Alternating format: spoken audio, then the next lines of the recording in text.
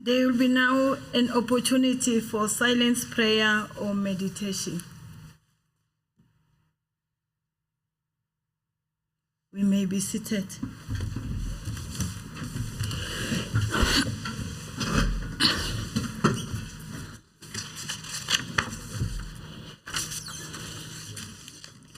Are there any member statements?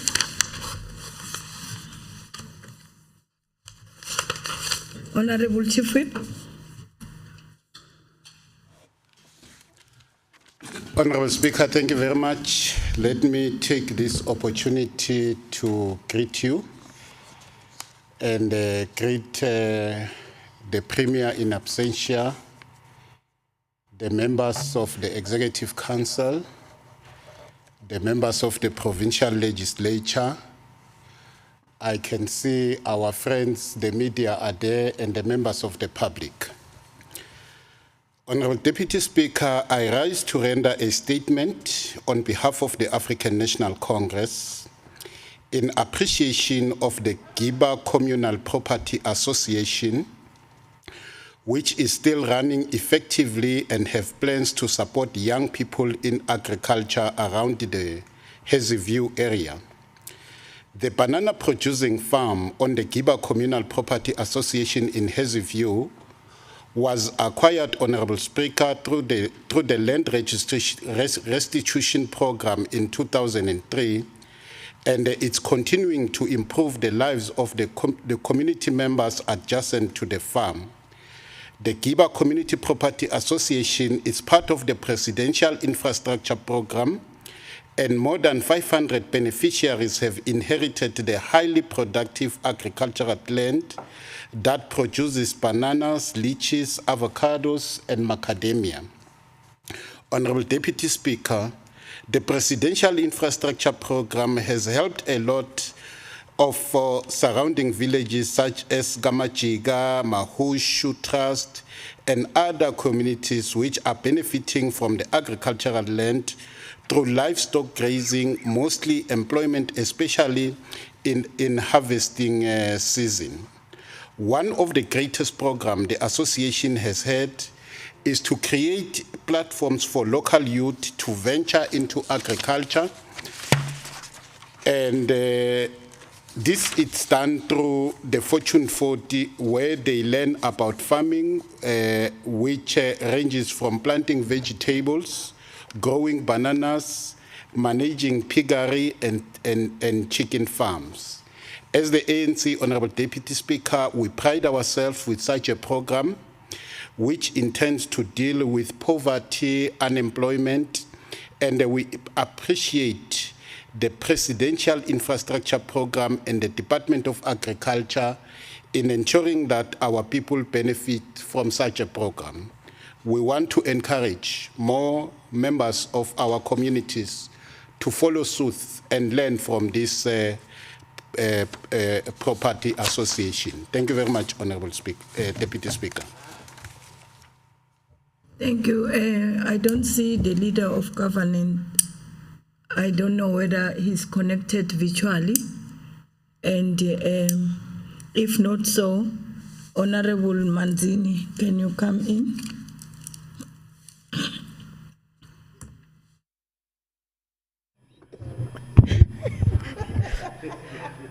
Thank you very much, Honorable Speaker. We welcome the statement by Honorable Chief Whip, and indeed this presidential program seeks to make sure that they address issues of our people, and as a province will also make sure that we do the same thing and assist our people in that regard. Thank you very much, Honorable Speaker.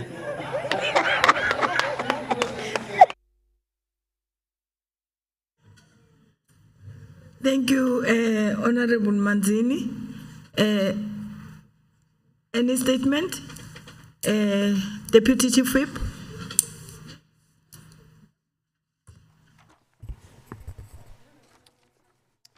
Thank you, Honorable Deputy Speaker. The African National Congress want to applaud the newly elected Kenya's President, William Ruto, who won with 50.49% of vote. narrowly defeating veteran opposition leader and former Prime Minister Raila Odinga, who was contesting his 5th elections. Honorable Deputy Speaker, President Ruto will become Kenya's 5th president since independence, winning the seat on his first attempt. Ruto's party, Kenya's First Coalition, has won a majority of seats in Kenya's Senate, the second highest in the National Assembly. Honorable Deputy Speaker, President Ruto, a former teacher who holds a doctorate in plant ecology from University of Nairobi, has pledged to prioritize Kenya's economy and uplift ordinary citizens. He also thanked his competitor and veteran opposition leader, Raila Odinga, and said, "We dwell much on issues and try to sell an agenda to the people of Kenya during campaigns." Deputy Speaker, after close 8 years of diplomatic relations, Kenya and South Africa partnership and friendship has truly come of age. In addition to strong bilateral ties spanning a wide range of areas, Kenya and South Africa are close partners at the regional as well as global stage. I thank you. Thank you, Honorable Deputy Chief Whip Makaringa. Honorable MEC Ndlovu.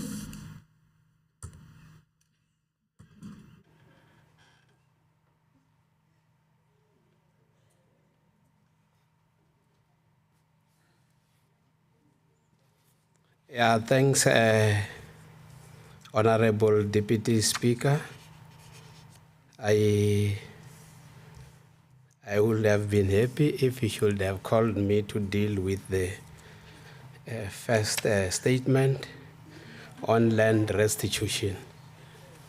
That maybe let me not revert back to this one, but you must note that most of the land that has been restituted are lying fallow.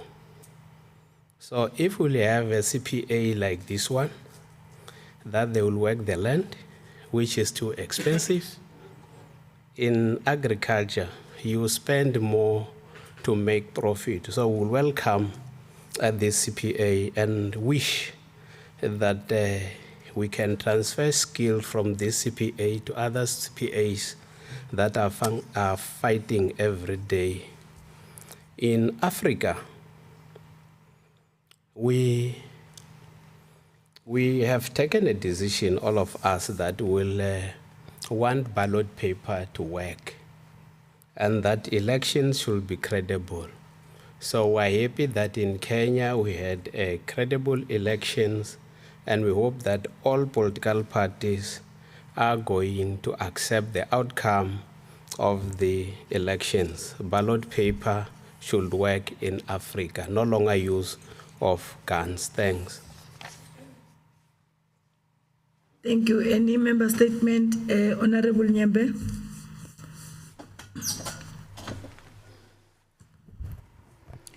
Ngibonge ithuba, ngibingelele umkhandlu wonke ngaphakathi kwendawo.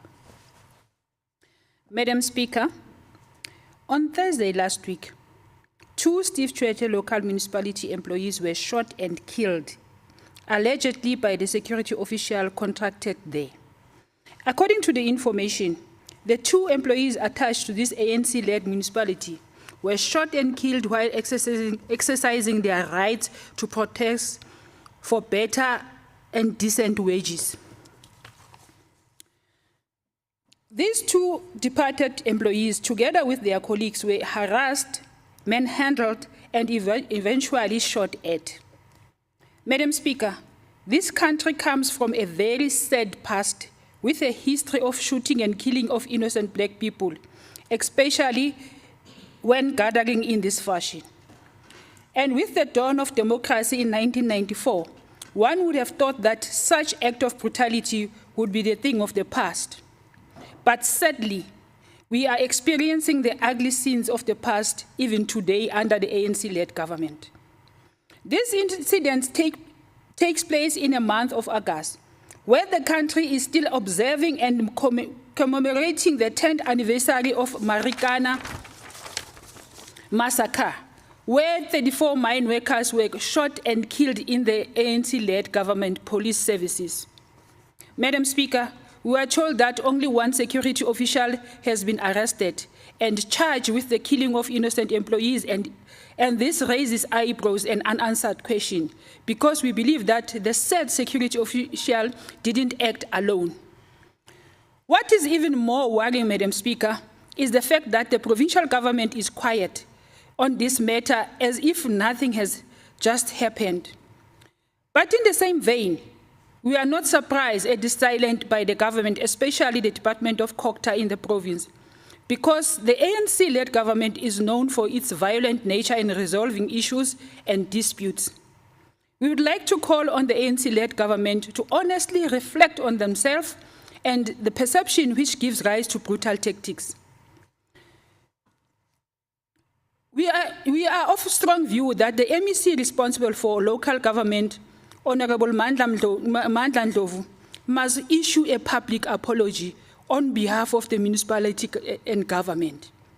Madam Speaker, it is for this reason that the EFF in Mpumalanga has taken a stance to formally open murder cases against the Steve Tshwete local municipality, the executive mayor, Councillor Mhlonishwa Masilela, and the acting municipal manager, Ms. Thokozile Zulu, as we believe that their hands has also blood. Furthermore, the EFF will write to the Human Rights Commission requesting the Commission to further probe this matter and gross human rights violation by the Steve Tshwete local municipality. The EFF stands in solidarity with the workers of Steve Tshwete local municipality and takes this time to send our condolences to the families, friends, and colleagues of the departed souls. We would like to wish those wounded in the hospital a speedy recovery. Thank you, Madam Speaker. Thank you. MEC Ndlovu.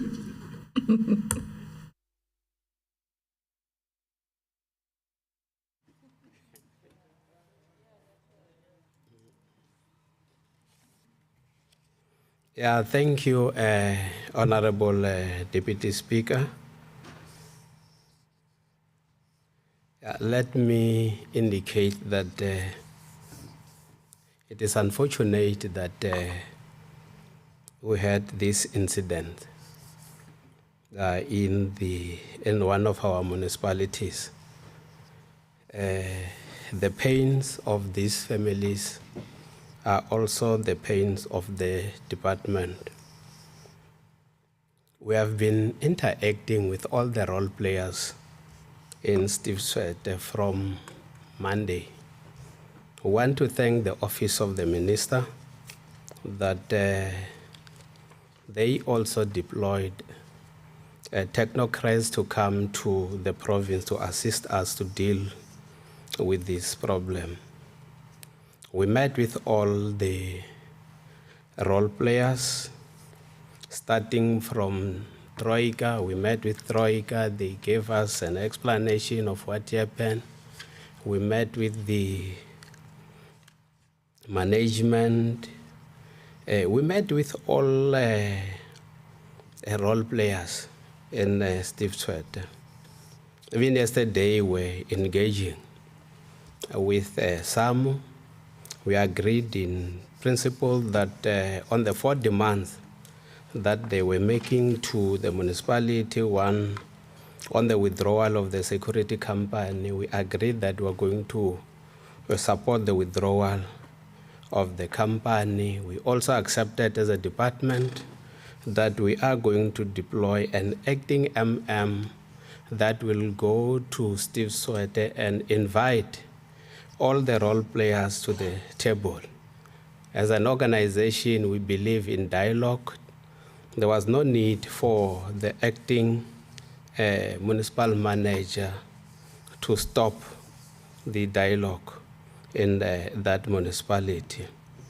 So, but they will not accept this accusation from the EFF that our hands are full of blood.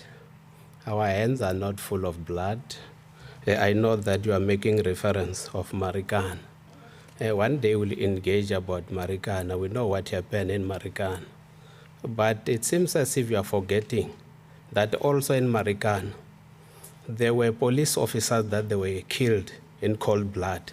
And there is no person who's talking about these police officers and security guards that lost their life in Marikana. Thanks.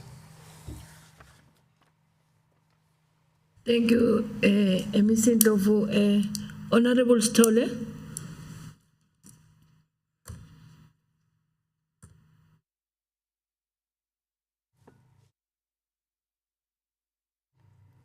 Oh, it's weak. Thank you, Honorable Deputy Speaker. I rise to deliver a member's. It's off. Let me go. Why is it on?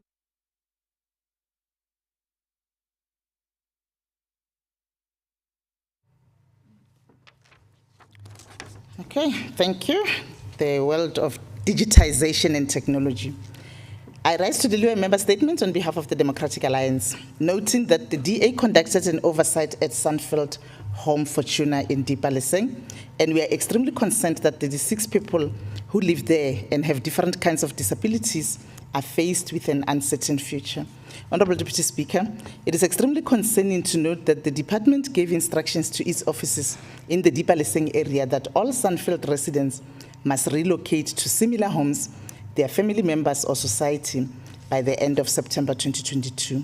Honorable Deputy Speaker, we can all agree that this is cruel to suddenly move these people whom some have lived there for more than 30 years. Saying they must go back to their family members or society is like throwing them back in the streets. Such acts by government are inhumane and will lead to severe traumatic experiences. This will seriously have a negative impact on their mental and physical well-being. Honorable Deputy Speaker, people who live there suffer from severe conditions that require specialized care. Some come from abusive homes, like the girl who was raped by her 3 brothers, and the department put her there for safety. Now the very same department is sending her back to the same environment at home. These people simply do not have any communities to return to. Further noting, Honorable Deputy Speaker, that it is brutally unfair that while Sunfield Home Fortuna subsidies remained the same for the past 14 years, despite inflation, causing devastating financial difficulties, while other care homes within a 50-kilometer radius received significantly larger subsidies. Honorable Deputy Speaker, given the above, what are the real reasons for the department to close down Sunfield Home Fortuna in Dipaleseng? And why is the department relocating them to homes that are 3 to 5 times more expensive? I thank you. Thank you. Ms. Njaljali.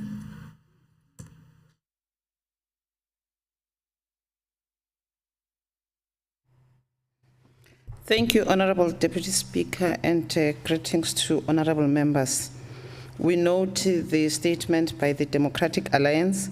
Would wish to put it on record that as a department, we have sat with the Sunfield Home Fauna, and the issue pertaining the closure, it was raised with my office. And what we have done, the department is in the process to have a service level agreement signed between themselves and the Sunfield Home Fauna, and the organization has raised issues pertaining its running costs, and which they've raised with the department.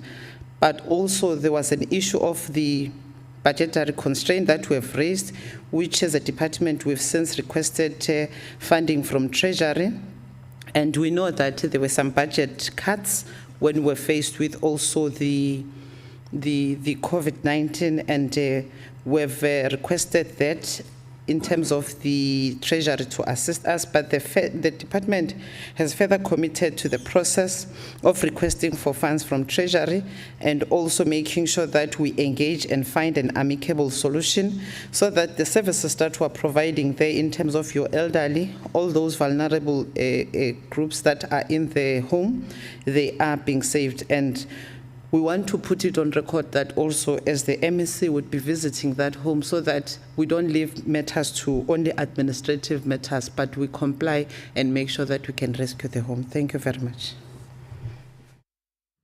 Thank you, MEC Nchaljali. Honorable Weber.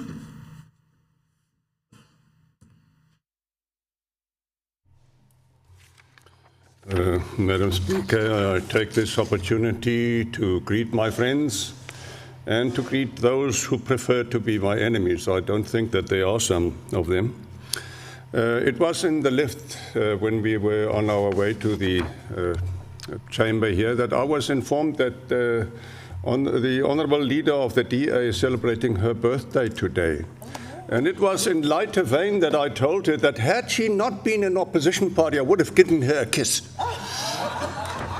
But she's an opposition party, I don't consider that at all. Now, Madam Speaker, I rise to deliver a member statement on behalf of the Freedom Front Plus. Municipalities in Mpumalanga owe Eskom more than 12.5 billion rand. The reality is that the municipalities will never be able to pay off this debt.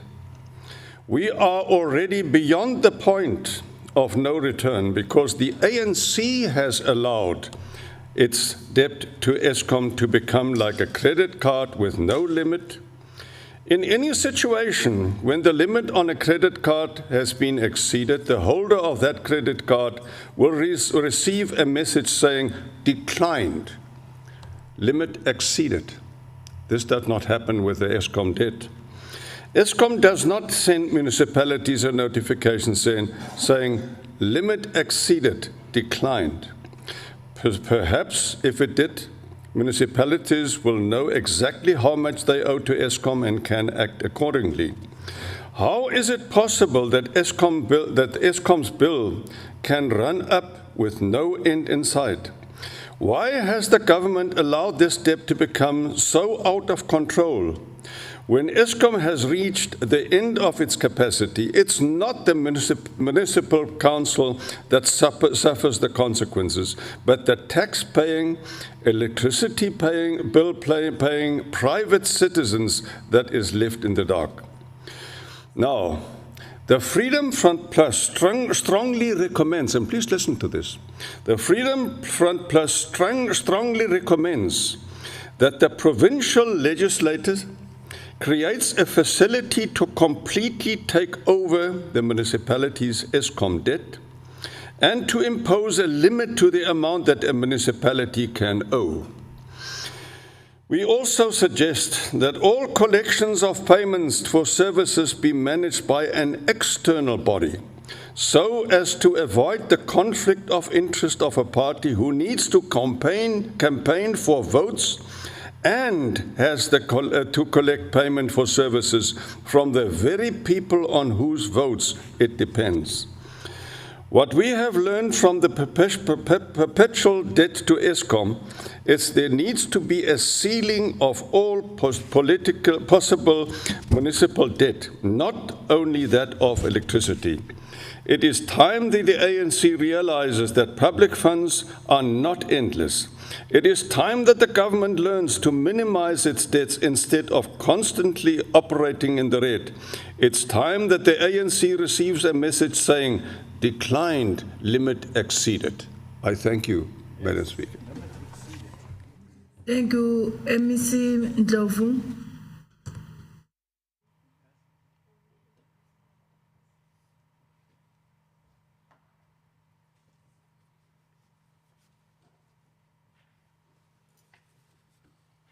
Yeah, thanks once more, Deputy Honorable Speaker, my well-learned friend Weber. One day I have a discussion with him face-to-face, kisa to kisa, and agreed that when he will have some recommendations to make to my department, he is welcome so that we'll engage. So we are welcoming your recommendation that you are making, even though you are making it here in this chamber. I know that there are so many recommendations that you are making to my office. You are also assisting me in terms of having a clear understanding of what is happening Mkhondo. On Eskom account, we all acknowledge that it is a problem. Even ESCOM itself, where ESCOM is supplying electricity, it is not making profit, ESCOM. Always they will go to government for bailout. So must understand that also our municipalities, when they supply electricity, they are not making profit in certain areas or municipalities. What ESCOM is charging municipalities is not the same rates that the municipalities are charging, residents. So every month, they will be running at a loss. So we met with all municipalities who are still going to have another meeting next week where we'll want all our municipalities in the province to give us their repayment plan of electricity. We know that all our municipalities in the province have developed revenue enhancement strategy to concentrate on water and electricity. So we are going to engage on some of the recommendations that you have made here. I think we'll also invite you to have also a kisa-to-kisa discussion with our department. Thanks. Thank you, MEC Ndlovu. Executive statement, there's no executive statement. Motion without notice, are there any motion without notice? MEC Mashilo.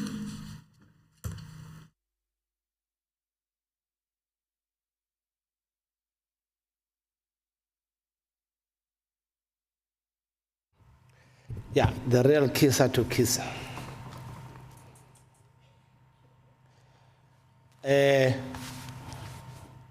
Deputy Speaker, thank you very much. I rise on behalf of the ANC to render a statement in appreciation of the Giba Communal Property Association, which is still running effectively and have plans to support young people in agriculture around Hazelview. The banana producing farm of Giba Communal Property Association in Hazelview was acquired through the Land Restitution Program in 2003 and is continuing to improve the lives of community members adjacent to the farm. The Giba CPA is part of the Presidential Infrastructure Program, and more than 500 beneficiaries have inherited the highly productive agricultural land that produce bananas, lychees, avocados, and macadamia.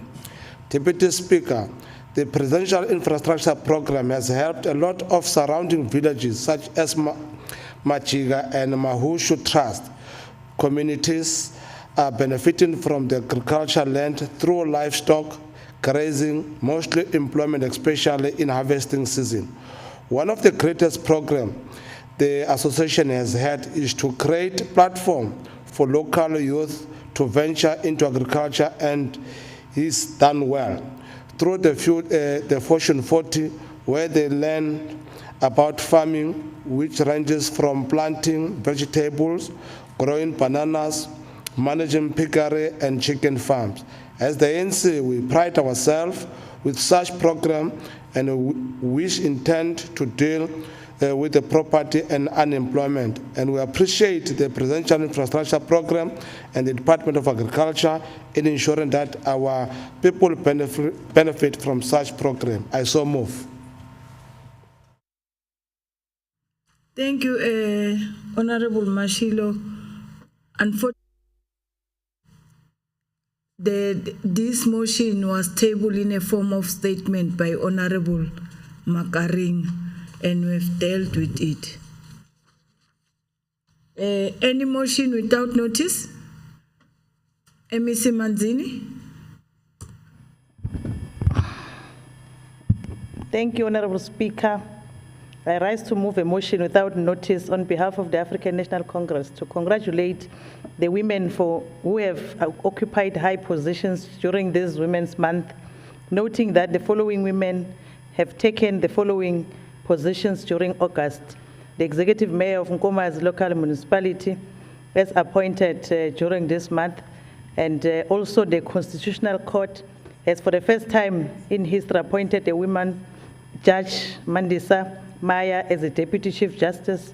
Nomusa Dube Ngube is the first woman Premier of KwaZulu-Natal. There are also a number of women who are occupying executive positions in a number of state-owned entities, and we continue to prioritize women in position.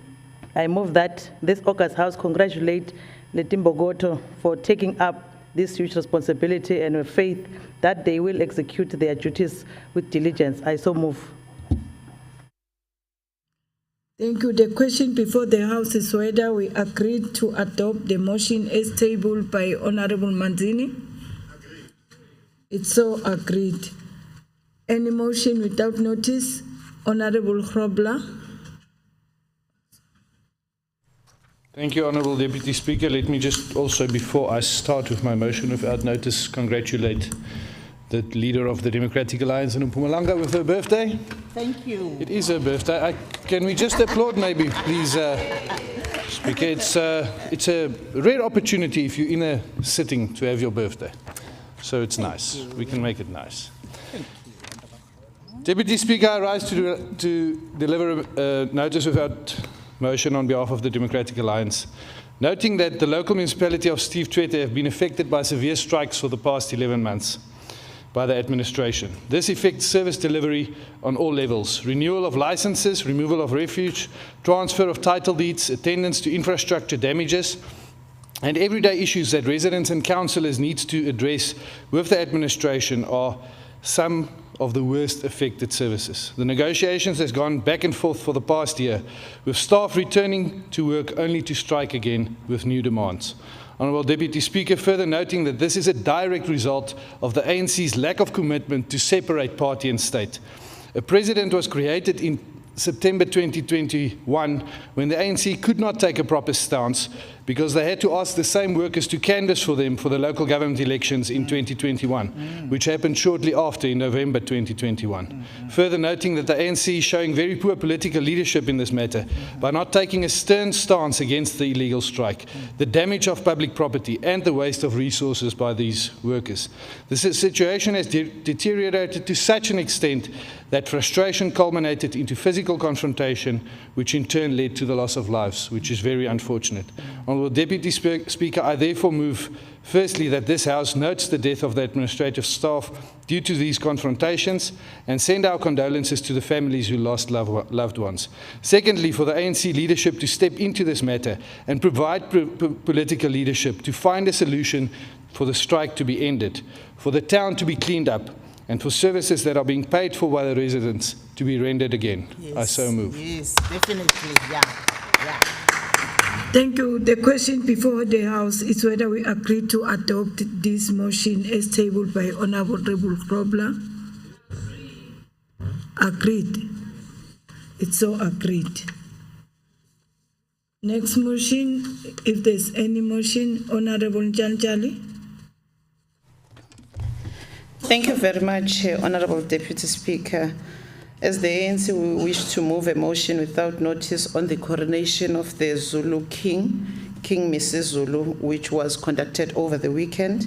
We wish to congratulate the Zulu Nation, the national government and the provincial government of KwaZulu-Natal for steering the ship and making sure that the preparations of the coronation of the King, working together with the Royal House, is dealt with in the manner that our culture permits.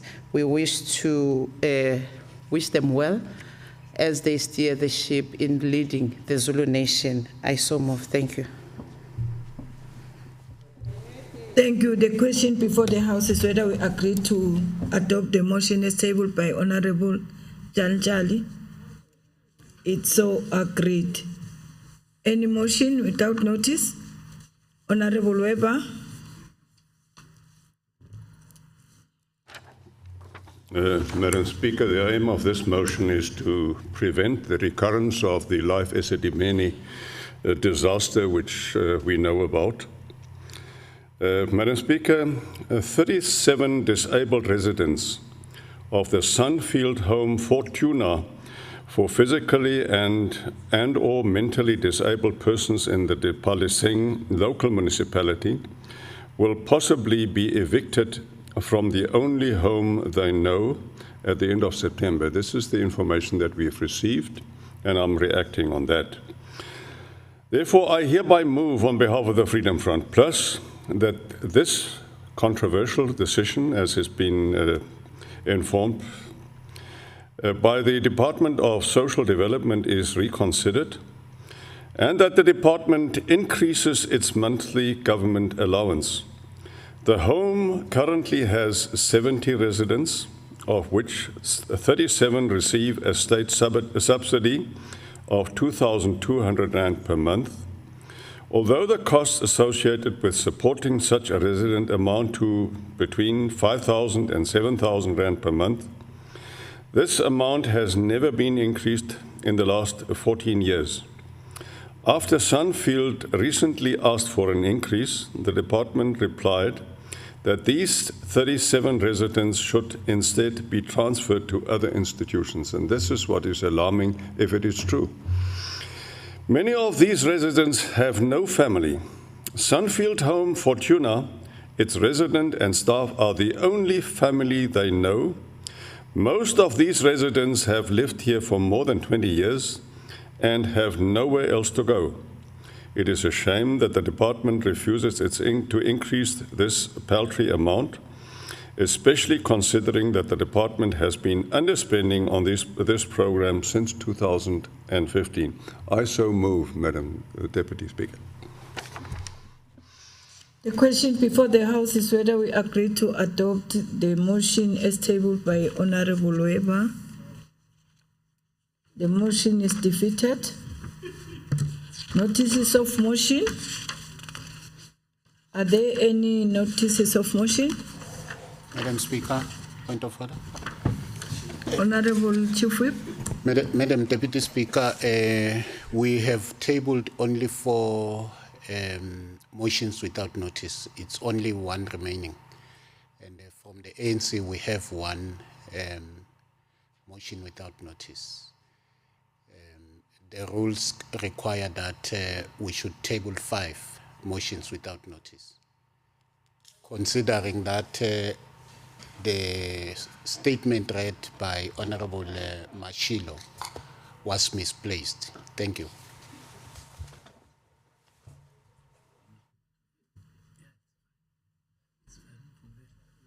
Yes. We have withdrawn the motion that have raised by you, Honorable Mashilo, because it was raised in a formal statement.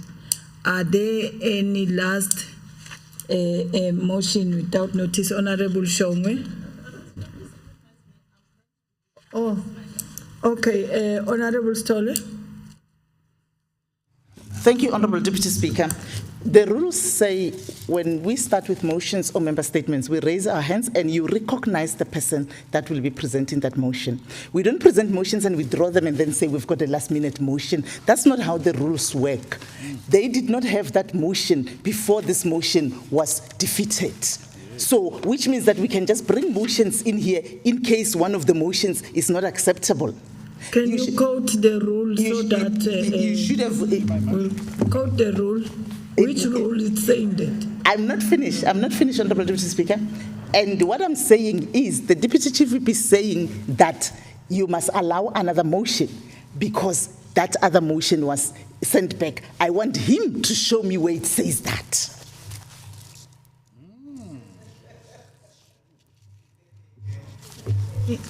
Let me assist, but the hands of Chief Whip, it's up, and I'll also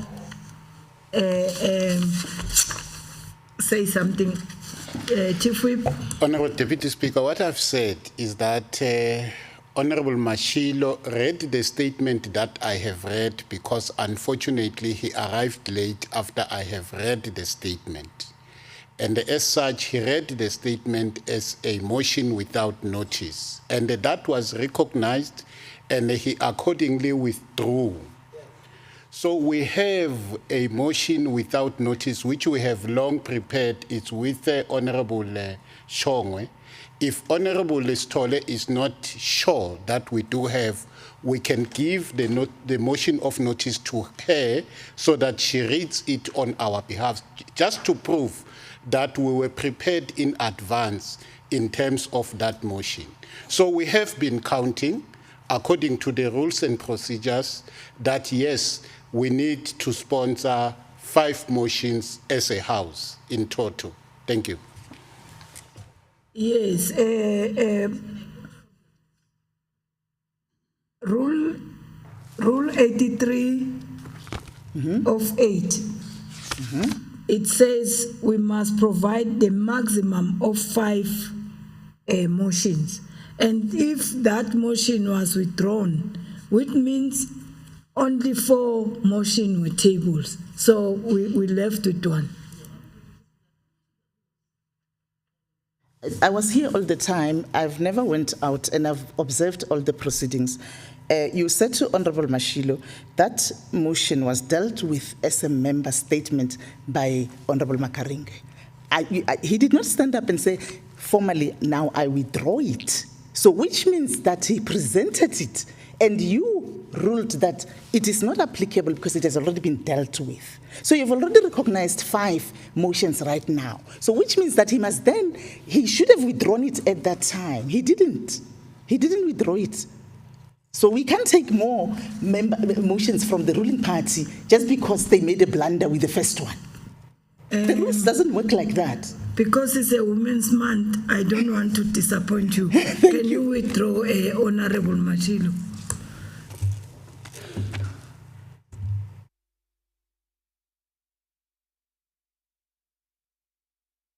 Women's Month at the end.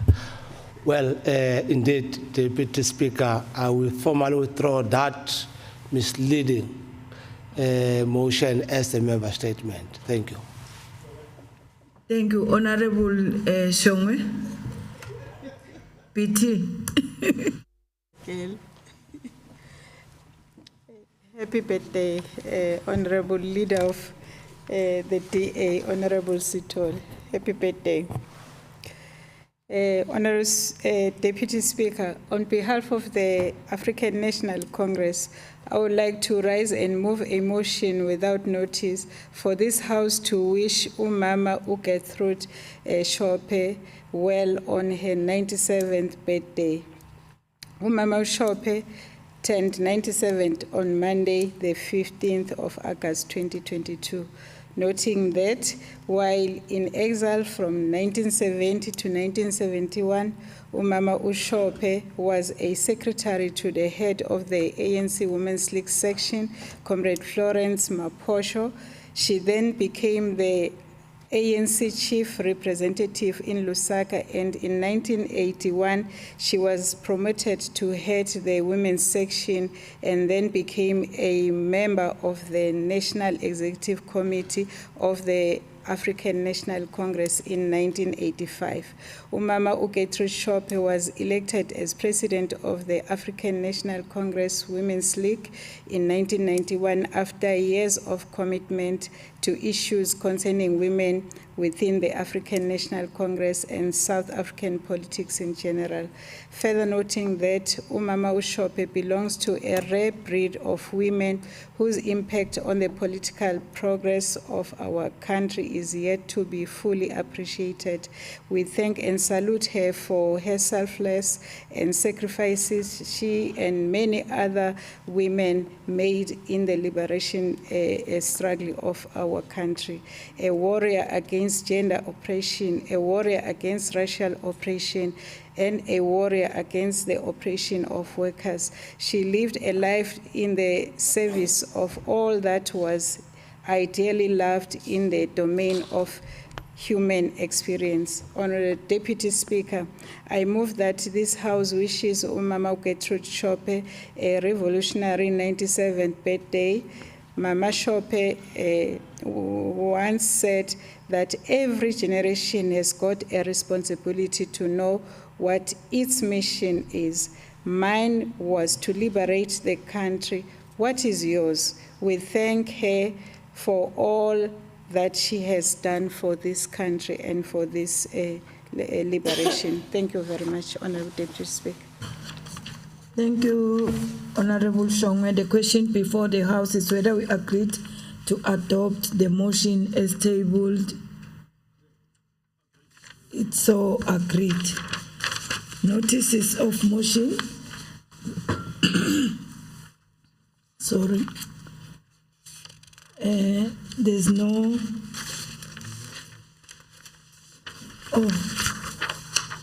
Honorable Chief Whip.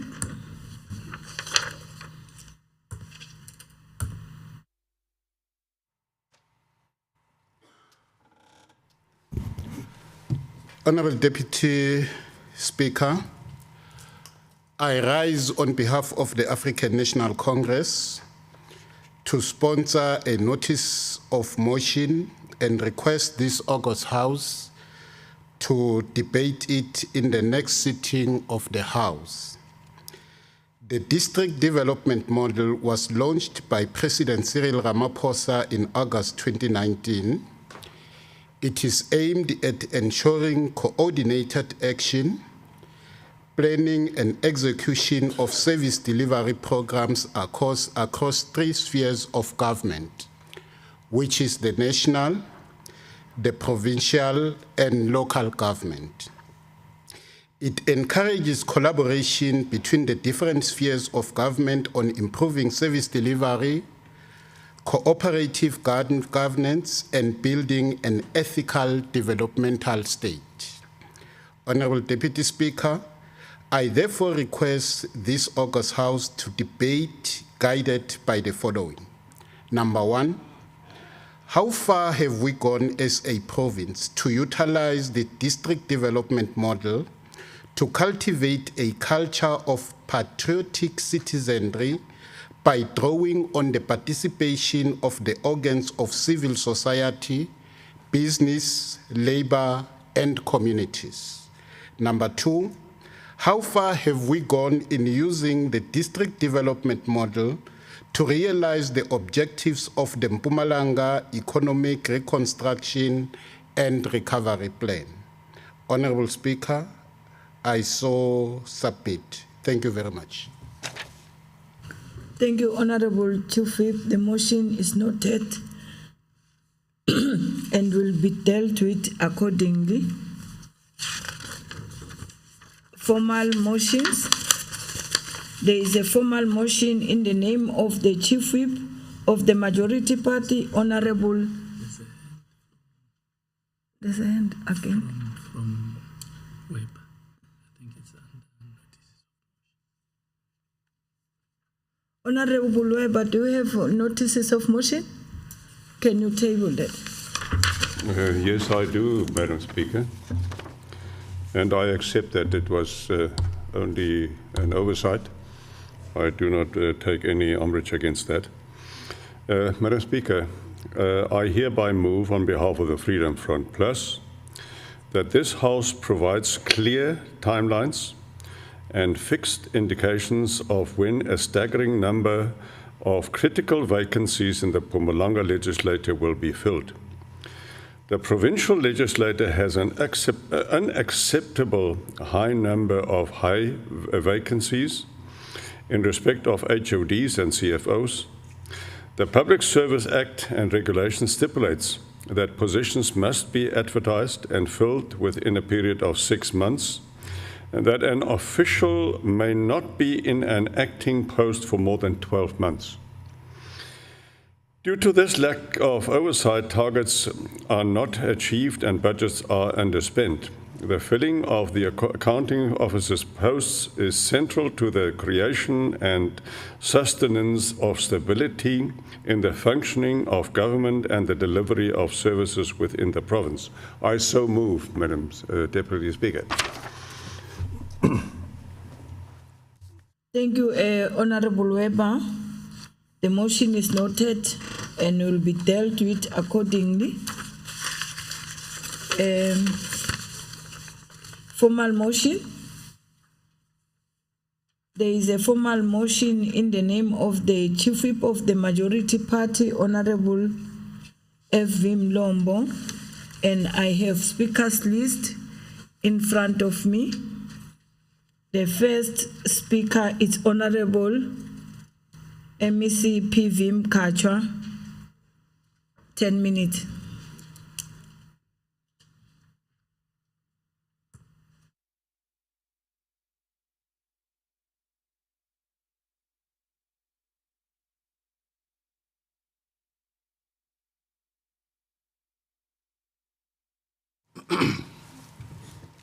Thank you very much, Honorable Deputy Speaker.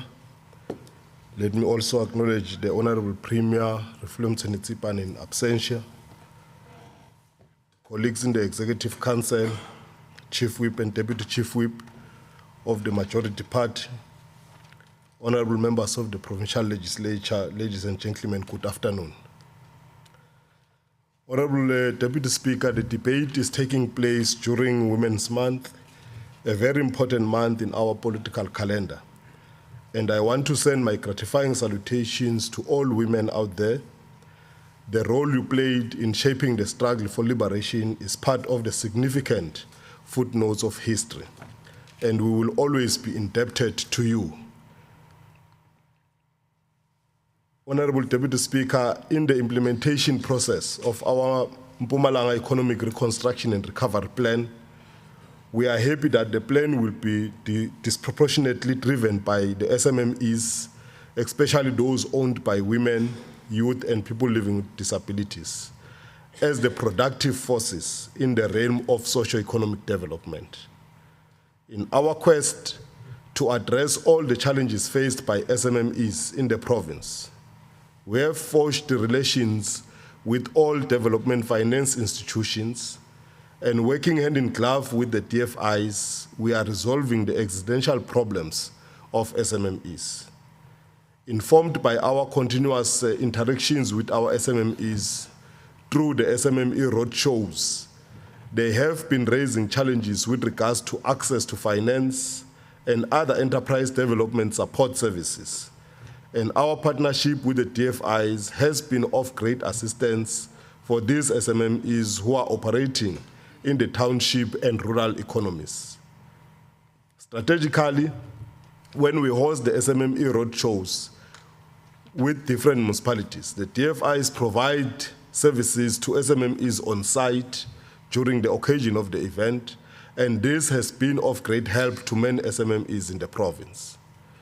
Honorable Deputy Speaker, working together with the DFIs, we have managed to intervene in the township and rural businesses through the Township and Rural Entrepreneurship Program.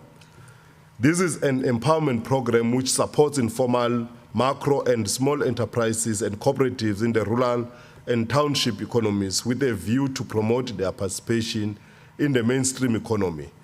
And we are doing well in the context of coordinating this work for the DFIs in the province for the benefit of our SMMEs.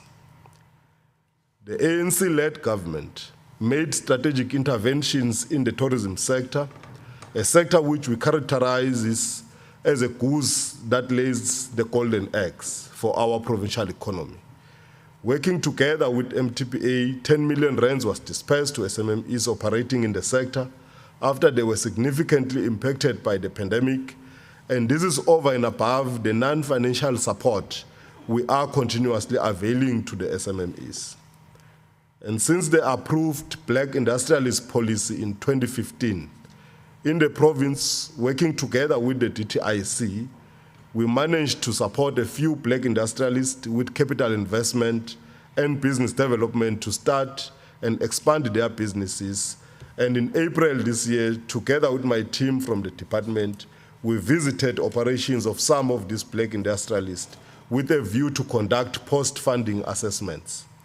In the context of training, skills development, and access to markets for SMMEs, we are rolling out incubation programs in steel fabrication and furniture manufacturing through the Mpumalanga Stainless Steel Initiative and Furniture Technology Incubator.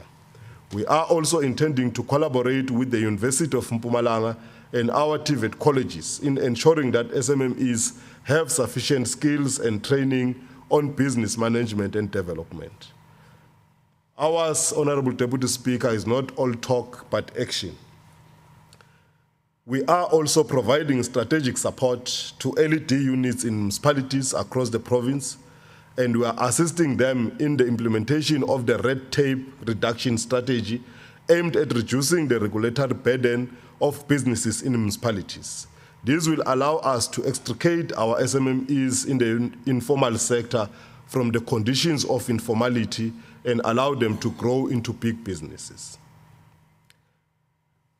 Honorable Deputy Speaker, in her State of the Province address, the Honorable Premier announced the Mpumalanga Youth Development Fund to assist youth-owned businesses with expansion, provide skills development and mentorship, ensure access to markets and government-initiated opportunities.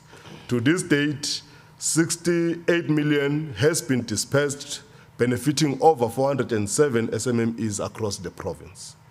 We have also introduced the invoice tracking system to ensure SMMEs doing business with provincial government are able to track their invoices from submission until they are paid, and of importance, to ensure they are paid within the stipulated time. We care about SMMEs as the ANC-led government, and we will always strive for their development. We are on the cusp of the operationalization of the Mpumalanga International Fresh Produce Market, and the fresh produce market will be dominated by SMMEs as traders of the fresh produce. Honorable members, not all talk but action. As the progressive and interventionist government, we are of the firm view that the small, medium, and micro enterprises are crucial enablers and productive drivers for inclusive economic growth and development in South Africa, pursuant to the achievement of Vision 2030 of the National Development Plan. Honorable Deputy Speaker, these are some of the initiatives and strategic programs we are rolling out in our quest to support the SMMEs, and I am convinced that we are on the right track in pushing back the frontiers of poverty and undermine the impact of COVID-19 on our economy. And indeed, this investment to our SMMEs guarantees our people a better future for all. And indeed, Honorable Deputy Speaker, we do this with the full conviction that SMMEs, if they are well taken care of, well invested on, they are going to be catalyst for economic development in the province, and they are going to play a significant role in our program to create jobs for our people, hence addressing the question of the triple challenges. Honorable Speaker, thank you very much for the opportunity. Thank you very much, Honorable Mkachwa. The next speaker is Honorable Nyembe.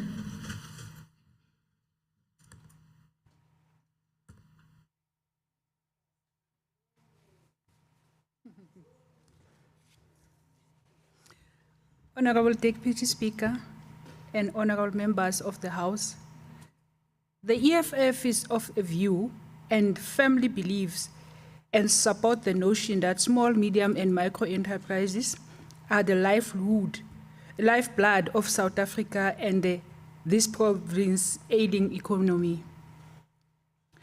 According to the recent study conducted by the McKinsey and Company, SMMEs across South Africa represent more than 98% of businesses and employ between 50 to 60% of the country's workforce across all sectors and are responsible for a quarter of job growth in the private sector. Madam Speaker, there is no doubt that SMMEs are a critical engine and answer to our struggling economy. The question is the current government doing enough to support SMMEs in the province to help stimulate the economy? Honorable Deputy Speaker, sadly, the answer is no. Honorable Deputy Speaker, one of the questions we as the EFF have asked the Honorable Premier during the oral question and answer session was to give clarity on the Mpumalanga Youth Development Fund. We sought clarity into this fund not because we wanted to oppose or object as we are always perceived. Since we are the opposition in the House, but because we believe that funds should be offered to deserving SMMEs belonging to youth, not pals and comrades. Honorable Deputy Speaker, we strongly believe that the key to our ailing economy lies with the SMMEs, and therefore would like to challenge government to step in and start supporting the sector. We believe that this sector can play a critical role in job creation and the recovery of our economy. This will, however, remain a pipe dream for as long as the ANC is still in power of government. In short, Honorable Deputy Speaker, for SMMEs to realize their full potential, we need a government that believes in action than is to wire. We need a government that will start doing than talking all the time. That government of action, Honorable Deputy Speaker, is the EFF. I thank you. Thank you. The next speaker is Honorable Grobler. 8 minutes.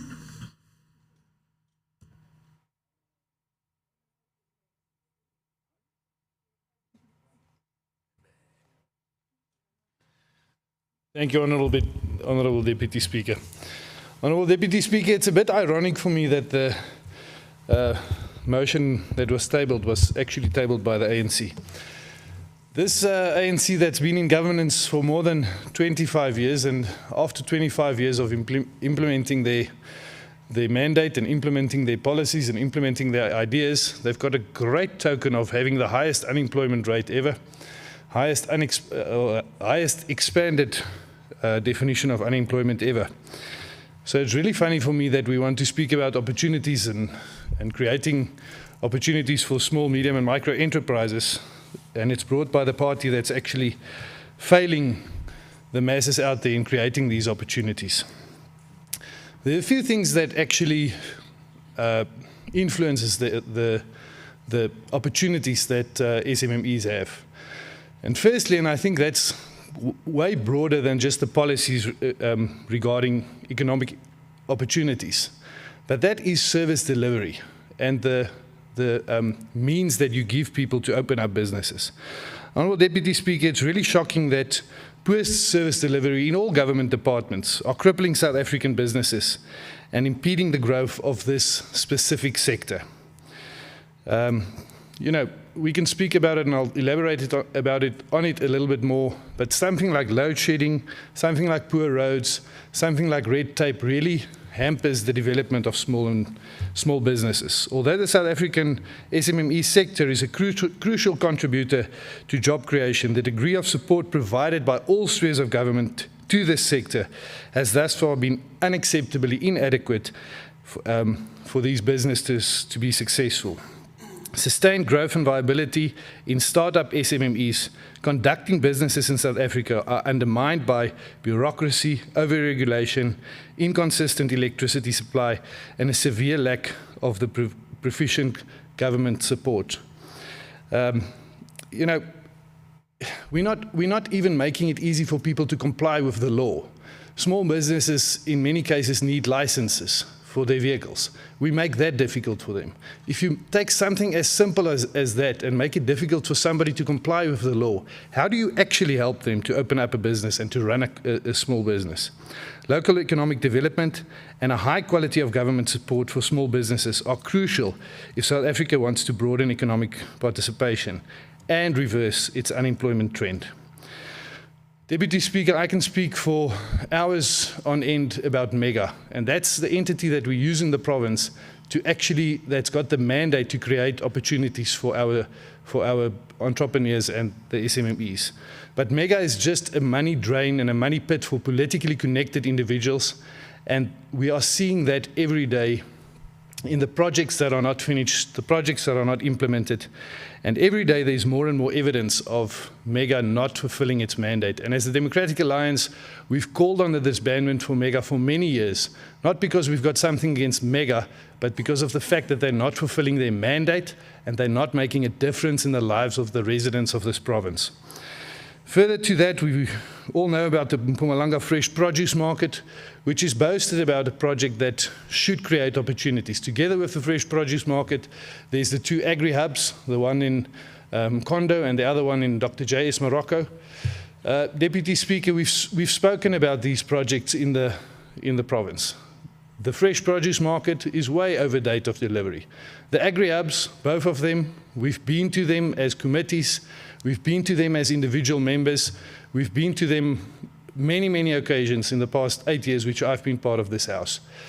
The two agri-hubs are standing there as buildings with nothing inside. We know the one in Dr. J.S. Morocco has been, at one stage, everything was stolen there, the building was fixed again, but nothing inside is implemented to actually make it a working project, a project that can make a difference in the lives of those subsistence farmers, of those emerging farmers in those areas. The same with the one in Kondo. It's standing there, it's a white elephant, there's security, so at least the building is protected, but there's nothing there that makes a difference in the lives of the community member. There's nothing there that stimulates economy. There's nothing there that shows the locals around those agri-hubs that there's actually opportunities. And we know that we've got a province which has got fertile ground. We know that there's opportunities in the sector of agriculture. But if we can't even finish projects like the agri-hub and the fresh produce market, how can we show residents of this province that we actually have their best interest at heart? And how can you show residents of this province that we actually want to drop the unemployment rate? How can we show people that we want to create wealth if we don't, yes, health, MEC, that's also a good one. We can have a debate about that one as well. But how can we show them that we want to create wealth if we don't finish from government side the project for them to give them the opportunity to actually trade in their produce? It is our feeling that our small, micro and medium enterprises are not taken seriously, nor are they seen as a way for government to create more jobs and opportunities and to reduce the triple burden that we've got in the country. According to the SMME quarterly update, the first quarter for 2021, the Mpumalanga SMMEs reduced by 13%. They were 229,060 and now they are 197,809. Which means the SMME informal market are vulnerable and they are shrinking, and that's a big problem. Government awards multi-million rand tenders to big companies from other provinces, who in turn subcontract to local SMMEs. This is a very noble idea. However, there is no clause in these tenders that state that government will retain a percentage to assist the contractor if the small, medium and micro enterprise are not paid. Many projects across Mpumalanga are 80 to 90% complete as these big companies run out of money and then leave the province without paying the SMMEs. Such is a case outside Mpumalanga on the road D2968 between Numbi and Makoko. Small, medium and micro enterprises are unable to cope with payments, and many of our neighbors are going hungry because of government failing our own people. Now, in our opinion, it's only a matter of political will, of opening up, of cutting red tape, making it easy for people to open up businesses. Why can't we, instead of having people waiting in lines to renew their their vehicle licenses, instead of waiting in line to renew your driving license, why can't we do that online? That creates opportunities. Why can't we have community safety projects where the community governs each other, checking whether people don't wear safety belts, cross red lights, drive too fast? Why can't we create an app for people to police each other? Imagine how safe our environment will become, and that's just one idea of opening up businesses. But I'll tell you why not. Because if we do that, then there's no more officials that can get underhand money and be part of a corrupt chain, and then that money is gone for the officials, and that's why we won't open that up. Our plea is open up the businesses so that it's easy to open up a business, it's easy to run a business, and easy to create opportunities. I thank you. Thank you. The next speaker is Honorable V.F. Mlombo. 5 minutes. Honorable Speaker, thank you very much. Our greetings to you and to the Deputy Chief Whip, because I did not greet him before when I greeted the rest of the leaders who are here. Honorable Deputy Speaker, the debate on the support, the funding, and the incubation of small and medium enterprises in the province. It's a very important debate because it speaks directly to the transformation of the economy in the province of Mpumalanga so that it can serve the entire people of this province. It is against that background that as the African National Congress, we really appreciate and support this debate. This debate responds directly to the dictates of the Freedom Charter when it says the people shall share in the wealth of the country. We pride ourselves, Honorable Deputy Speaker, that in a period of only 25 years, the ANC-led government in the province and in the country has created a lot of small businesses which are playing a very pivotal role in the growth of our economy and the creation of jobs in the province and the country. We agree that the small and medium enterprises have a potential to contribute to the economic development in various ways. Number one, by creating employment for rural and urban, and also growing the labor force and providing the desirable, sustainable, and innovation to the economy as a whole. It is against that background that we believe as the African National Congress that our deployees in the Mpumalanga provincial government and also those who are national, they are on track. They are on track in ensuring that the SMMEs and cooperatives are put on the mainstream of the economy in the province and nationally, that there must be a deliberate radical move from government to deconcentrate the economy, because presently the economy benefits established big business at the expense of the SMMEs and the working class as a whole. We believe that our deployees are on track in ensuring that government set up incubation centers for small business in townships and rural villages. In our province in particular, we have seen the MEC doing exactly that. They are on course in ensuring that we facilitate markets for small business and village enterprises, and also establish a township village economy that will have to fund and support productive economies in the villages and, in fact, in the township.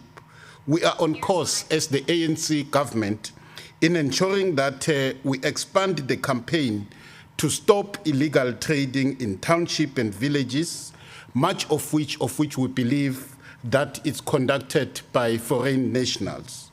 We believe, Honorable Deputy Speaker, that we are on course in ensuring that we support the formation of community-owned retail and wholesale facilities. That is why in Mpumalanga we are talking about smart towns that we are going to build in the province of Mpumalanga. So it is not true. It is not true to say that in 25 years the ANC government has not done anything. It is only those who are hypocritically using this debate to move their own political ends who would be able to say that.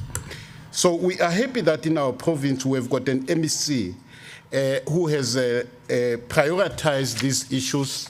And it is against that background that our people, they now feel confident that their issues are taken care of, because the MEC have been there in the villages, in the townships, talking to them directly. And the MEC now knows exactly what are the challenges that are confronting our people in those areas. So we will continue with this struggle to ensure that we grow so many SMEs in the province so that they are able to contribute to the growth of the economy, so that our program of changing the lives of the people to be better continues unabated. Thank you very much, Honorable Deputy Speaker. I thank you. Thank you, Honorable Chief Whip. The next speaker is Honorable Weber. 3 minutes.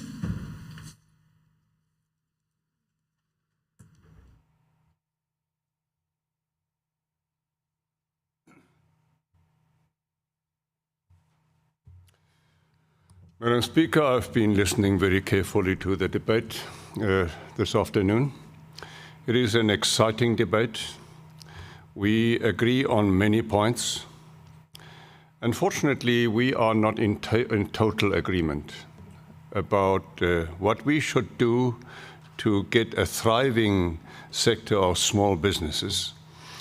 I believe, and my party believes, that these entrepreneurs should not be spoon-fed.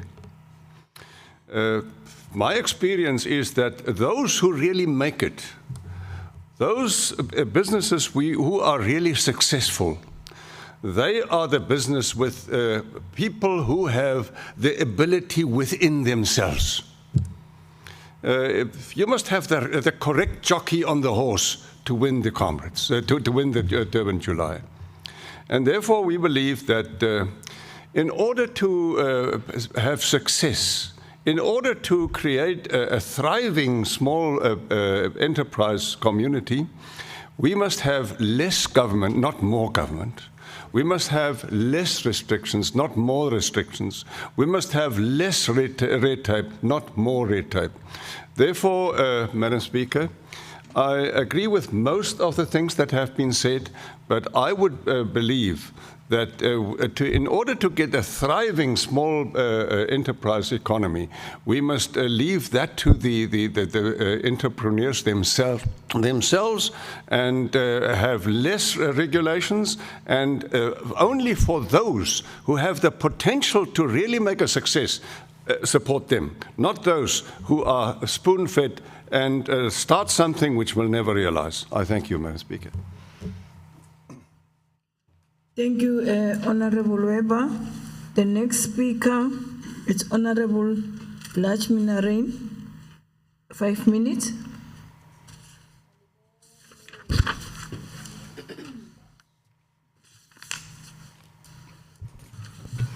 Greetings, Madam Deputy Speaker.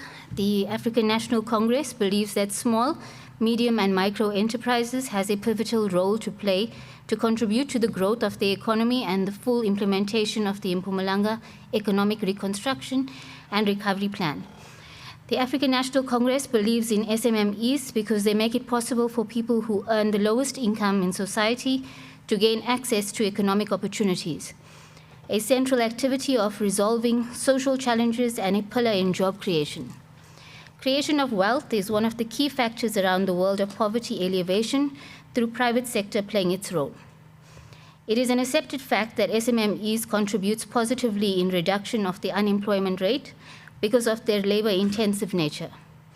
They create social stability, cause less damage to the physical environment than larger companies, stimulate personal savings, increase prosperity in rural areas, and enhance the population's general level of economic participation.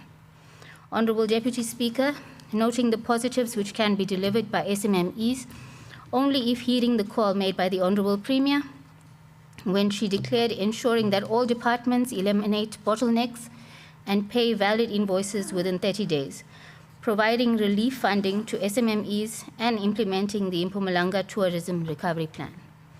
These measures pronounced by the Honorable Premier goes a long way in contributing to the economic growth and creating sustainable small, micro, and medium enterprises.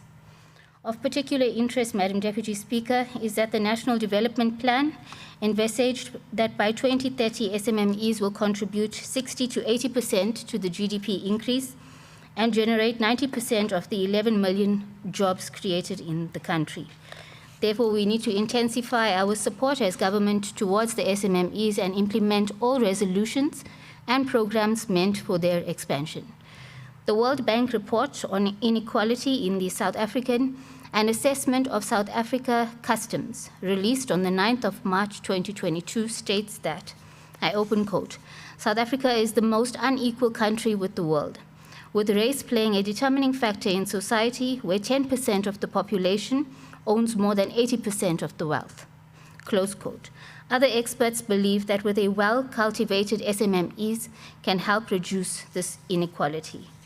Thus, the ANC's position on economic transformation is that changing the structure of the economy should include support of all small and micro enterprises with regulations, incentives, and other interventions that accord with the actual needs of entrepreneurs. I thank you.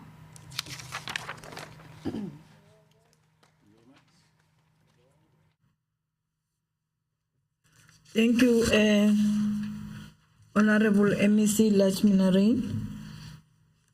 Now the question before the House is whether we agree to adopt the motion as tabled by Honorable Mlombo. It's so agreed. There is another formal motion in the name of the Honorable W.L. Weber. I have a speakers list in front of me. The first speaker is Honorable M.T. Makarin, 10 minutes.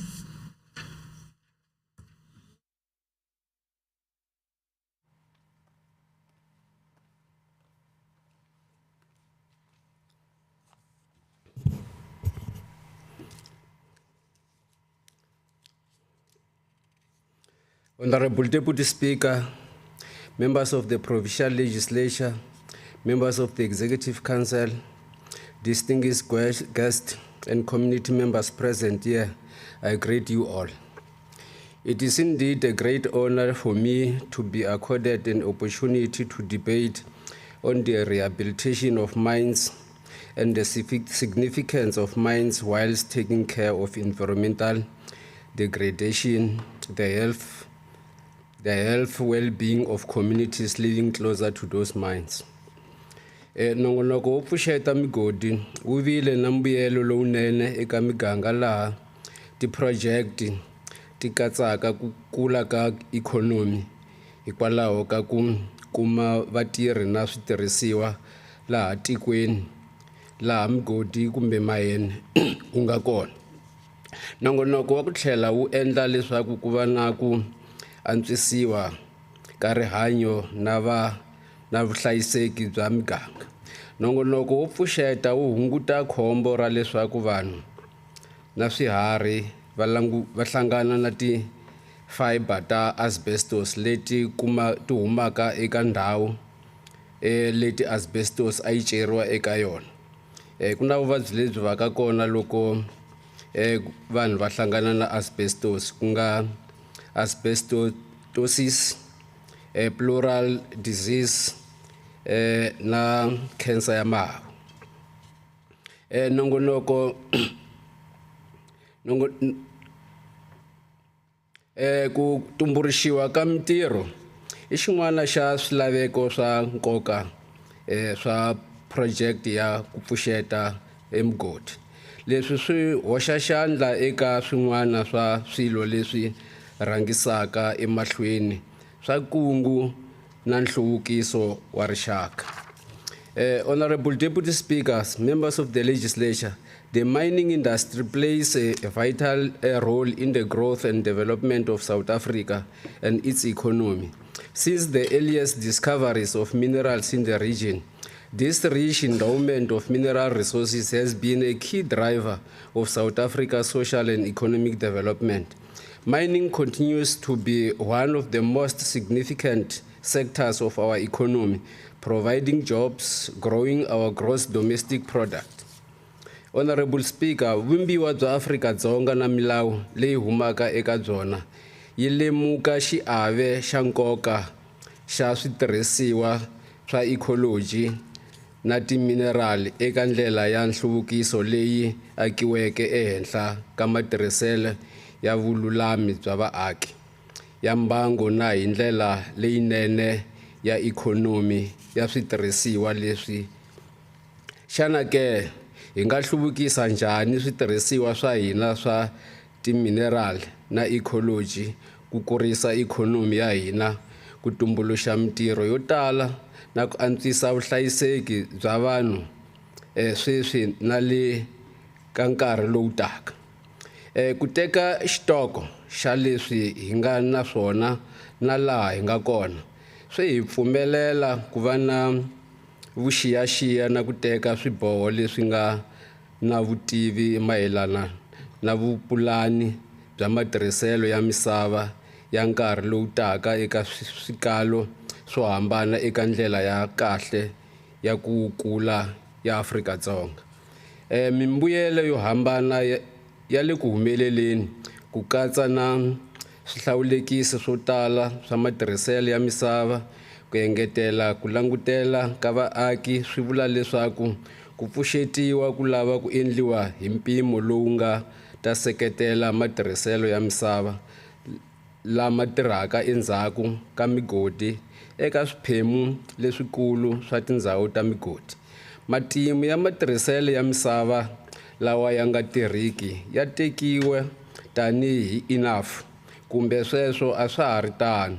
Kutani ematshan'wini yo hlawula matirhelo yo fana na madyelo ya vurimi, sweswinyana ku na ku susumetiwa ka misava ku pfuxetiwa ku ya eka xiyimo xo seketela matirhiselo ya vuhungasi kumbe lawa ya fambelanaka na nhlayiso. Ni la ku vula ku hikuva hi swi tiva ku laha ku nga na mugodi ku va ku ri na vaakatiko, ene vaakatiko swa boha ku hi kota ku tshama hi make sure ku mugodi liya a yi le ku va xaniseni, yi endla ku vutomi bya vona byi ya mahlweni. Hambiloko ku ri ku mugodi yi tisa mali, swa fanela ku hi tekela vaakatiko mahlweni ku tlula mugodi. Better flora and fauna outcomes, continuous mine reclamation mitigates the challenges of end of mine reclamation at a time when there is limited scope for modifying post-mining soil properties and interactions and reduce cash flow. By making continuous improvements during the life of the mine, the structure and appearance of the rehabilitated vegetation closely resembles the surrounding landscape. And that means that better outcomes for local wildlife as well, fewer health and safety hazards. Effective mine rehabilitation will remove any risks to humans in the future created by mining operation. Historically, abandoned mines have meant ongoing public health and safety concern long after the mine ceases operation. However, a successful mine closure addresses concern and removes risk to the public in the future. We have got that experience that happened in the West Rand, where people were going to mine illegally, and as such, there was a lot of things that were happening which was not correct. Honorable Deputy Speaker, members of the legislature, our province has a number of mines, and we have to play a pivotal role as public representatives together with other strategic partners in the sector. One of the critical processes to embark upon is public education and information dissemination to communities who reside next to mines. People must be made aware of the existence of legislation guiding mine operations and what repercussions this might have if necessary precautions are not taken on the environment and their overall well-being. While job creation, poverty reduction is on top of our agenda, we cannot disregard the health applications and as a result of mines that do not follow the prescription of the law. It is then crucial to engage the Department of Mineral Resources and Energy and the Department of Environmental Affairs on the existence and measures that must be taken for mine operators who disregard the environmental laws. As I close, Efrat once said, "We have plenty of tomorrows to compensate for the wrongs made yesterday." I thank you. Thank you, Honorable Makaringe. Next speaker is Honorable N.P. Kabela.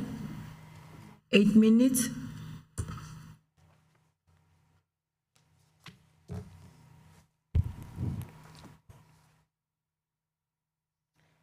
Honorable Deputy Speaker, Ma'am Tavete, mining, especially coal mining, has been the backbone of our provincial economy for the longest time.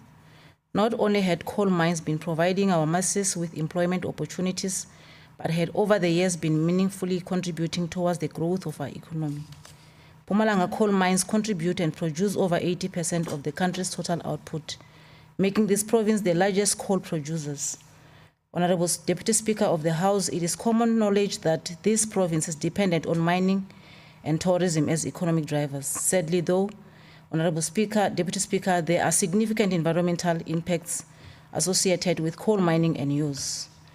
Honorable Deputy Speaker, given the size of Mpumalanga's coal mining industry, it is no surprise that its environmental impacts are considerable.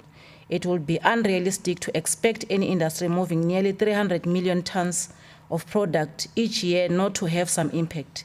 While it may be true that coal mining causes acid mine drainage, which causes heavy metals to dissolve and seep into ground and surface water, and causes air pollution, but we cannot run away from the fact that this industry alone has great economic spin-offs for our province and country's economy at large. This then calls for us as the country to be pioneering the use of clean coal technologies so we can minimize the risk of pollution. It is our stance that coal mining should not be discontinued, but rather focus our energies and resources at finding lasting solutions that will help mitigate the risk of air and water pollution. Honorable Deputy Speaker, the other sad truth is that without consistent, clear, reliable and comparable information, it's extremely difficult to know whether or not mining companies are properly setting aside and ring-fencing environmental rehabilitation funds. It is also impossible to check whether the estimates given by mining companies of how much it will cost to rehabilitate are accurate, and whether or not the money that they do set aside is actually used for rehabilitation. To further complicate matters, the disclosures do not mirror legal obligations in relation to financial provision for environmental rehabilitation. Mining causes severe long-term damage to the environment. It destroys ecosystem and pollutes water, soil, and air. These impacts have consequences for the health and well-being of affected communities. In Mpumalanga alone, mining is encroaching on our strategic water source areas. In Mpumalanga, which contains most of the country's high-yield soils, and where coal mining has dramatically reduced the availability and productivity of this land, its impacts have potential implications for our future food security.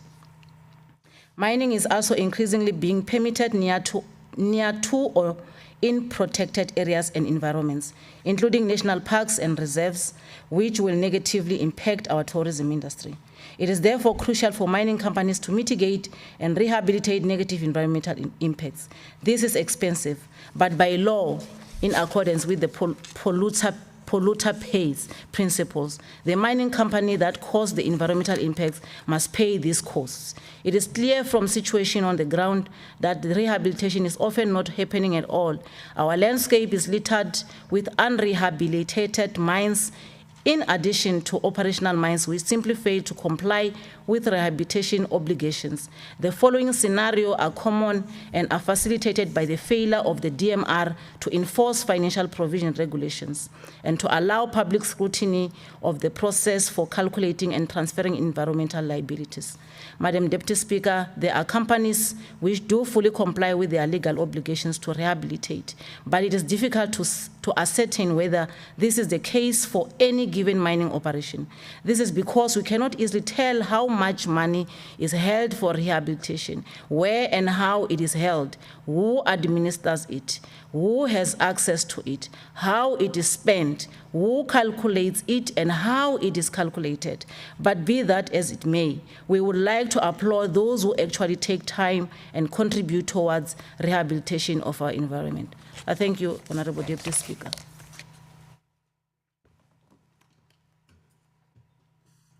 Thank you, Honorable Mkabela. The next speaker is Honorable R.J. Stolle, 8 minutes.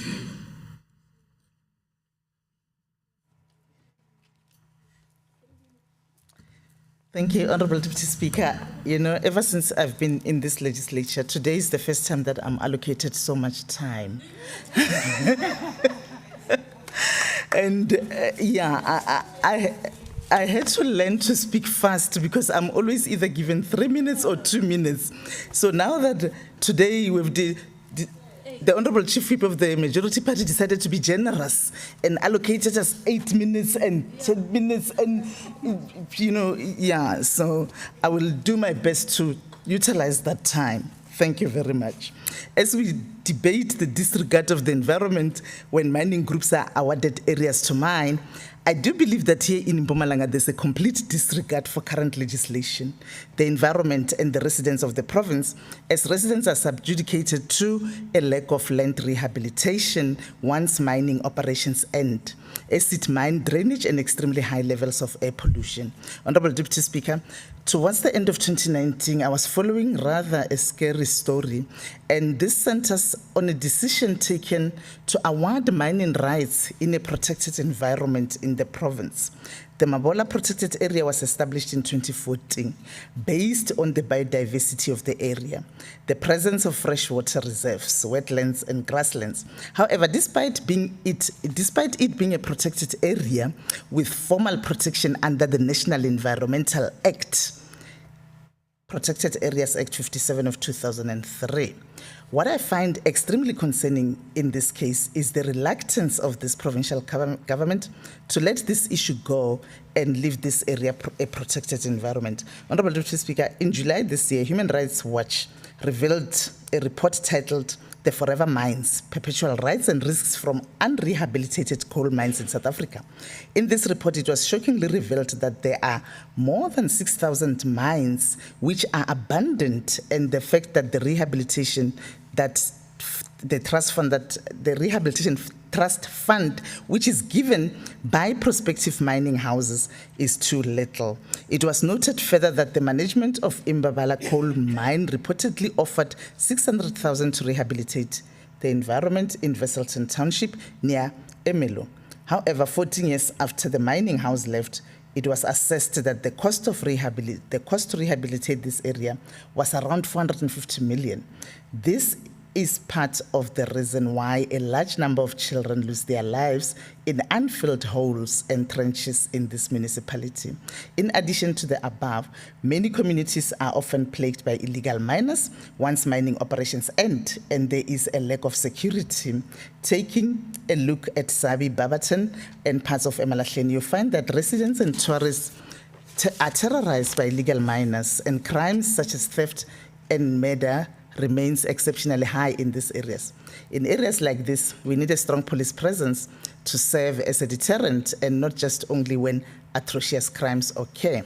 The negative effects of acid mine drainage and lack of rehabilitation came to the fore this February as acid mine drainage, which was caused by Tugela Resources Kwezela Collier, which is situated in Emalahleni, polluted 58 kilometers of the lower portion of the Velge River, the result of which killed all life forms in the river and is something that is said to take many years to fix. Honorable Deputy Speaker, air pollution as a result of mining, of electricity generation and heavy industry continues to plague a number of our municipalities, especially those in the Highveld region. In 2018, Greenpeace identified Mpumalanga as the world's largest air pollution hotspot, and in numerous instances after this, Mpumalanga was found to blame for the excessive sulfur content in the air in Johannesburg. Honorable Deputy Speaker, such can never be acceptable as it shortens the lives of residents, it makes them prone to respiratory illnesses, and is resulting in miscarriages. In April this year, Judge Colin Collins further reiterated the issue of air pollution in the province and stated that the Highveld region in Mpumalanga constitutes a breach of residents' constitutional right to an environment that is not harmful to their well-being. Following this judgment, let us ensure that we clamp down on 12 coal-fired power stations, which was once reported to be the biggest source of nitrogen dioxide pollution in the world. In our province and at provincial level, there are no actions which are taken against companies who do not rehabilitate our land, with seeking additional monies in the Rehabilitation Trust Fund, as the damages reported over a 10 or 20-year period will change drastically over time, and there is no initiative taken to correct air pollution by our coal-fired power stations. Honorable Deputy Speaker, in conclusion, I believe that although we have the best legislation in paper, this is not being implemented on the ground, and we need to make a shift towards implementing it. I thank you.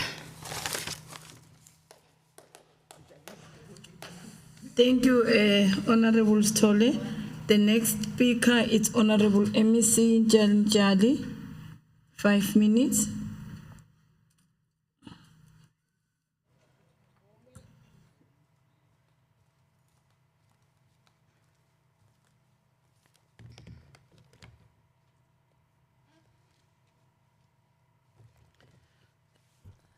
Thank you very much, Honorable Deputy Speaker. Greetings to the Honorable Chief Whip, the Honorable Deputy Chief Whip, all members of the Executive Council, and honorable members of the Mpumalanga Legislature, and those community members that are following us on our Facebook page. Here we are debating on the rehabilitation of mines. Honorable Deputy Speaker, we've got quite a number of abandoned mines that are a challenge globally. Countries are suffering to implement mechanisms for addressing this challenge that spans for many years. So is South Africa. It is not an exception for this phenomenon, given the history of the mining in South Africa. In other parts of the world, some countries implement projects for addressing the challenge of abandoned mines that is also historically. However, South African perspective seems to be to point a picture that government is not involved that much, except to say it is left mainly in the hands of private business, the mines owners, while government plays a legislative role. That is why we are having also the offices in the mining towns where there are a DMR officers, so that they can police, if I may call it policing, and making sure that they comply with the legislative that guides their mining. Nevertheless, most lately, the South African government has been developing a national strategy for management of abandoned mines with a number of programs that are underway. Asbestos mines are a primary target according to the study by H. Collison, which states that South Africa is faced with addressing the impact of almost 6,000 recorded abandoned mines due largely to its own impact on health. Asbestos mines are a priority for rehabilitation, and all of those known asbestos mines in the country have been recorded and being prioritized for rehabilitation. To date, around 40 of the 249 asbestos mines on the record have been rehabilitated by our government at the cost of 800 million. Private owners have also had a hand in this regard. South Africa, in the main, there are two prominent ways in which minerals are extracted from the earth, which are an open cast or underground mining. When applying for mining licenses or a right to mine, the applicant is required to set a particular amount for rehabilitating the mine during and the end of mine in terms of their lifespan. Yingako-ke sisho sithi uma abosomabhizinisi ba-aplya ukuthi bangemba minerals zethu ezikhona eMzansi Afrika kunemali ebekwayo which is legislated ukuze bakhone ukuthi balungise umhlaba wethu. This rehabilitation money is put on the rehabilitation fund and is not supposed to be used or utilized for any other thing other than rehabilitating of these mines. In some instances, rehabilitation takes place whilst the mine is still in operation. Siyazi ukuthi lapha kunemigodi yamagolide uma ishaft ivalwa njengalapha eMjindi lena ku King Ross bese ke iya rehabilitatwa. Yingakho ke sisho sithi the open pits could be rehabilitated whilst the mine is in operation once a shaft has been closed. And in this case of an underground mine, some shafts, while you operate, it is possible to rehabilitate, but it needs proper monitoring from the department so that they comply with the legislation. In reality, some of these mining operators do rehabilitate their entirely mine once it has been permanently closed down. But in instances, some are left rehabilitated, some not rehabilitated. This phenomenon occurs in an instances where mines are liquidated and there are no new owners, and that it's open up for abuse where people will come in and do illegal mining, and that causes a strain where you will have your underground fires where we're exposed, and there is illegal mining, environmental degradation, pollution, and negative health on emissions that are coming out. Hence, we're saying our department must make sure that they monitor and make sure that we comply. I thank you. Thank you, Honorable MEC Jali. The next speaker is Honorable Weber, 3 minutes.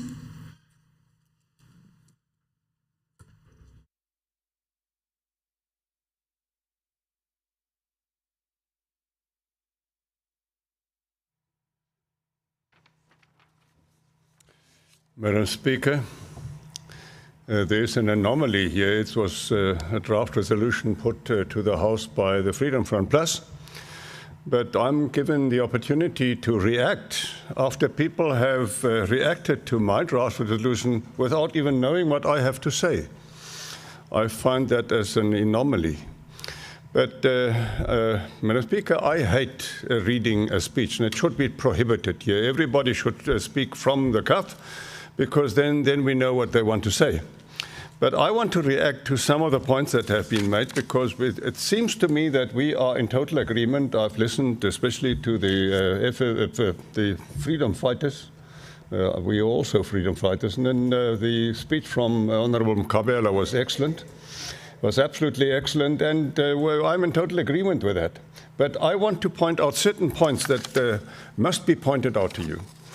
Madam Speaker, in Mpumalanga, there are 800 abandoned coal mines, and there are 235 active mines. Only 6 of the 445 closure certificates, which prove that the rehabilitation has been done to government satisfaction, were issued for mining companies in the province. I hope that you've listened to that. That only 6 complied, only 6. That points out that the severe problem that we have here. The mines are not being rehabilitated. And it's the government's duty to look at this, because we are polluting the whole of our province. We are ruining the environment here, and it's the government's responsibility to look at that. And please take that as a well-meant suggestion from my side, that we must step out our monitoring of the mines that are closed, because they are not being rehabilitated. Another point that I want to point out to you, and that's in reaction to what has been said, that already in 2012, the High Court of South Africa directed the Albert Lutuli local municipality to take action to tackle water crisis in Carolina, because in Carolina, the municipal infrastructure has become severely corroded by acid mine drainage. The whole of Carolina, it's been the infrastructure is collapsing because of the acid mine drainage, and nothing has been done about that, despite the fact that there has been a court ruling by the High Court.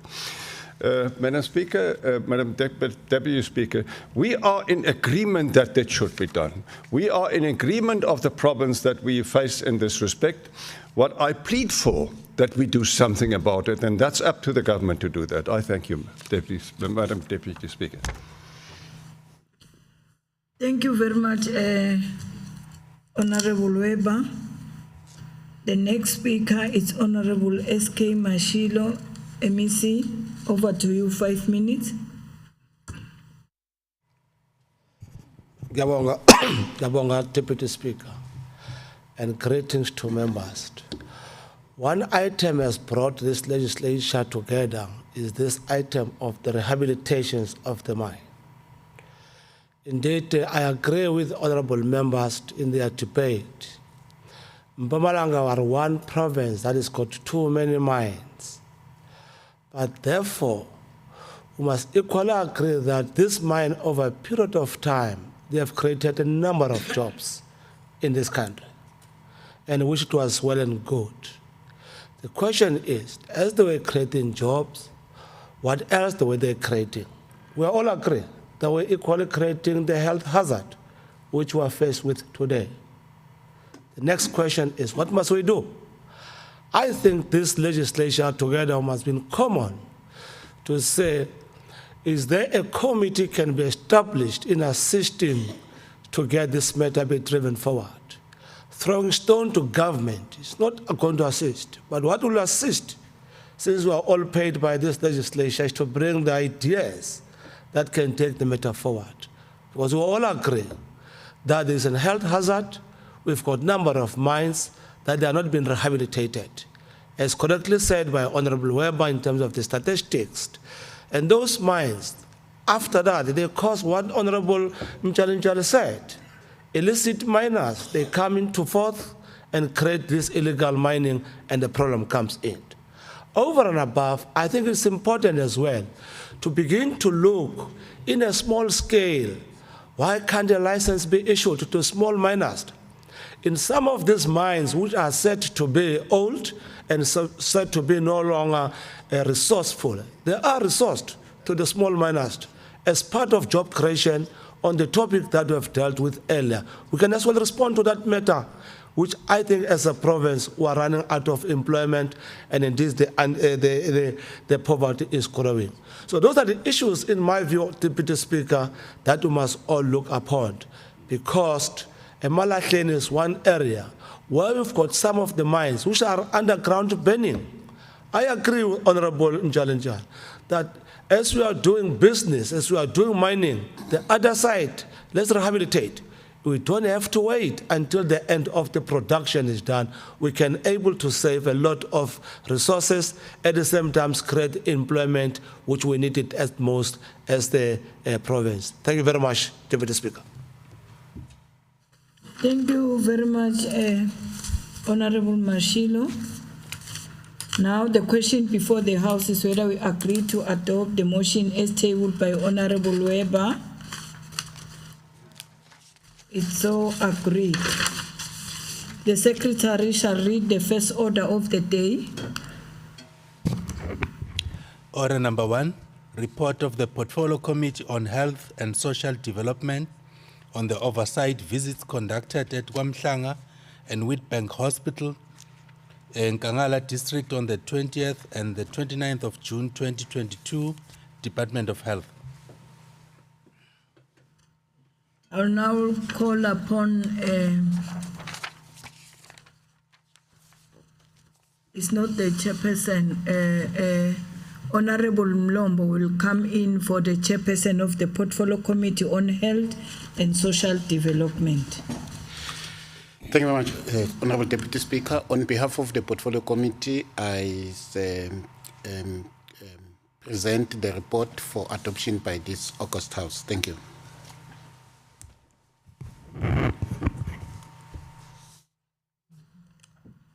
The question before the House is whether we agree to adopt the report as tabled by Honorable Mlombo. Agreed to?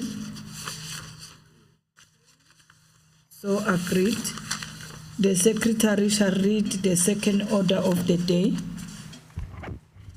Order number 2, report of the Portfolio Committee on Public Works, Roads and Transport, Community Safety, Security and Liaison on the oversight visits conducted at Pixley, Kaisaka Semi-Local Municipality, Garsibande District, Road D281 between Volkrust and Dagakral on the 11th of May 2022, Department of Public Works, Roads and Transport. I'll now call upon Honorable Macarena to stand in for the chairperson of the Portfolio Committee on Public Works, Road and Transport, Community Safety, Security and Liaison. Honorable Macarena. Thank you, Deputy Speaker. On behalf of the Portfolio Committee and as an acting chairperson of the Portfolio Committee, I hereby table this report for adoption by this House. I'm informed there's no debate in this report. Now the question before the House is whether we agree to adopt the report as tabled by Honorable Macarena. That brings us to the end of today's business. The House is adjourned until Friday, 2nd September 2022 at 10 in this very same chamber. All rise.